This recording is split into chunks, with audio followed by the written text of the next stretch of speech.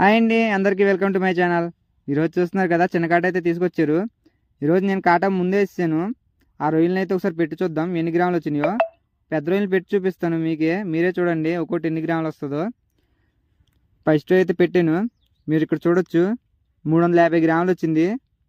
కరెక్ట్గా 350 గ్రాములు వచ్చింది. దీన్ని తీసేసి ఇంకో రొయ్యని అయితే పెడదాం. అది ఎన్ని గ్రాములు వచ్చిందో దాన్ని కూడా చూద్దాం. నాకు పడ్డ రొయ్యలు ఈరోజు అంత ఇదిగా పడలేదు, కానీ పెద్ద రొయ్యలు అయితే పడ్డాయి. ఇంకోటి పెడుతున్నా చూడండి, ఇది ఎన్ని గ్రాములు వస్తుందో. మీరు ఇక్కడ చూడొచ్చు, ఇది 265 గ్రాములు వచ్చింది. దాని మీదకి ఇది 100 గ్రాములు తక్కువ. అండ్ ఇది ఒక రొయ్యని చూద్దాం. ఈ రొయ్యని ఇది మా తమ్ముడు పడ్డదనమాట, ఫ్రెష్ రొయ్య. వాడు అడుగుతున్నాడు దీన్ని కూడా పెట్టి చూపించు అని. 340 గ్రాములు వచ్చింది. ఇదేమో తొలకూర రొయ్యలు కాబట్టి కొంచెం పెద్దగానే ఉన్నాయి అన్ని రొయ్యలు. మీరు చూడొచ్చు, మా తమ్ముడిది అయితే కాటా వేస్తున్నారు. ప్లీజ్ వేయండి.